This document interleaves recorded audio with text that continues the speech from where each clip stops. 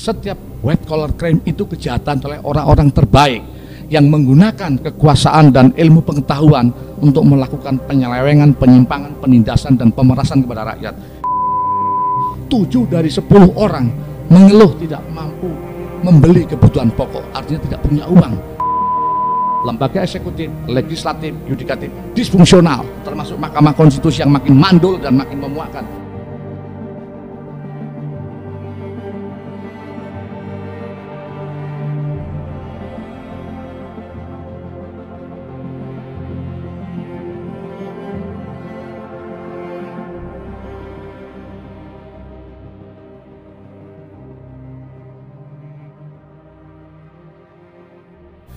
Saya melihat rasa keadilan sudah jatuh ke titik nadir, dan sebagai peneliti dan akademisi dari Universitas Paramadina dari Populis ini, saya meminta Kejaksaan Agung dan instansi terkait yang memang harus membersihkan dan membereskan persoalan minyak goreng ini harus berani membongkar sampai akar-akarnya.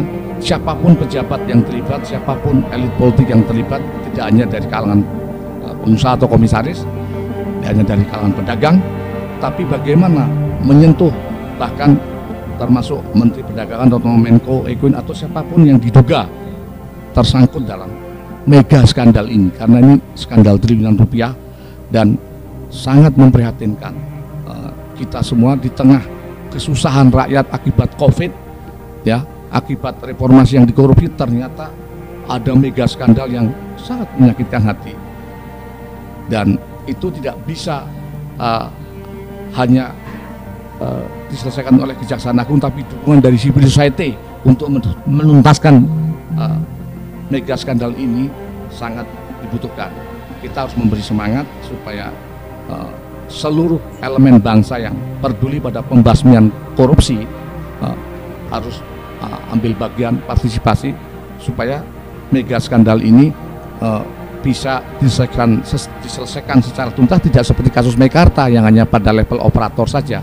Artinya terjadi lokalisir pada beberapa aktor-aktor yang levelnya dirjen ke bawah, dan atau pada level komisaris atau direktur-direktur operasional itu tidak cukup, karena menurut saya ini ada mastermind di belakang mega skandal minyak goreng ini. Nah, itu yang pertama. Yang kedua, karena ini white collar crime, menurut guru bangsa kita Profesor Nurcholish Madjid, setiap white collar crime itu kejahatan oleh orang-orang terbaik yang menggunakan kekuasaan dan ilmu pengetahuan untuk melakukan penyelewengan, penyimpangan, penindasan, dan pemerasan kepada rakyat. Sungguh itu suatu kejahatan yang luar biasa, ya, extraordinary. Karena itu Kejaksaan Agung harus berani menuntaskan ini sampai akar. Yang ketiga, saya kira kita sudah menyaksikan bahwa dalam konteks minyak goreng saja negara dikalahkan oleh kartel, oleh pasar, kekuatan pasar. Itu membuktikan bahwa keluhan publik bahwa pemerintah Jokowi belum mampu mengendalikan harga-harga bukanlah omong kosong, tapi itu realitas kenyataan yang ada. Dan dalam konteks minyak goreng ini saja, ya, ketika kita tahu Indonesia adalah produsen terbesar minyak goreng, tetapi ternyata, ya, negara atau pemerintah itu kalah oleh kekuatan pasar dalam mengendalikan harga. Itu membuktikan bahwa pada era reformasi ini ternyata kekuatan pasar, kekuatan modal sudah membajak apa yang dikatakan Mansur Osman state capture, di mana negara sudah dibajak, dikuasai oleh kekuatan modal dan pasar, dan itu hanya bisa dibalikkan supaya negara yang kuat, masyarakat yang kuat, hanya bisa dengan supremasi hukum dan para pemimpin yang berjiwa, berwajah, bersifat malaikat. Dan itu harus kita temukan, now or never, sekarang atau tidak sama sekali. Karena menurut saya korupsi sudah merajalela dan rasa keadilan sudah jatuh ke titik nadir, dan kesengsaraan rakyat sangat besar.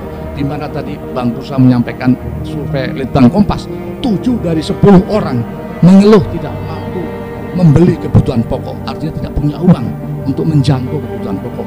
Sungguh sangat ironi di negara Pancasila dengan konstitusi UUD 45 ini ternyata kita mengalami ketimpangan luar biasa. 4 orang terkaya memiliki kekayaan sama dengan 100 juta orang Indonesia, itu tidak bisa ditolerir lagi menurut saya.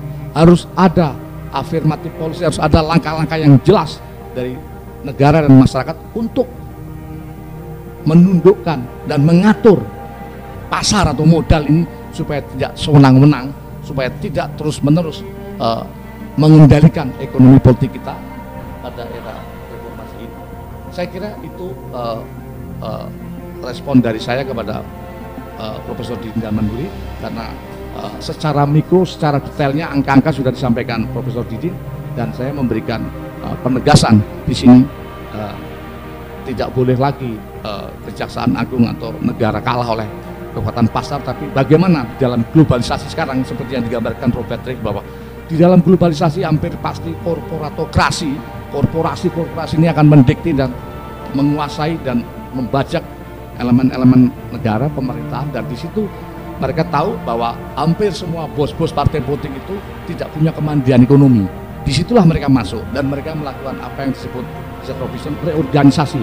Power mereka menyesuaikan diri, beradaptasi dengan perubahan-perubahan era reformasi demokrasi di Indonesia, sehingga mereka kini yang mengendalikan negara, mengendalikan pemerintahan, mengendalikan partai politik, sehingga kita melihat secara nyata lembaga eksekutif, legislatif, yudikatif disfungsional, termasuk Mahkamah Konstitusi yang makin mandul dan makin memuakkan. Itu semua karena kendali ada di tangan oligarki kapital yang berkolusi dengan oligarki politik. Itu saja dari saya. Terima kasih. Wassalamualaikum warahmatullahi wabarakatuh.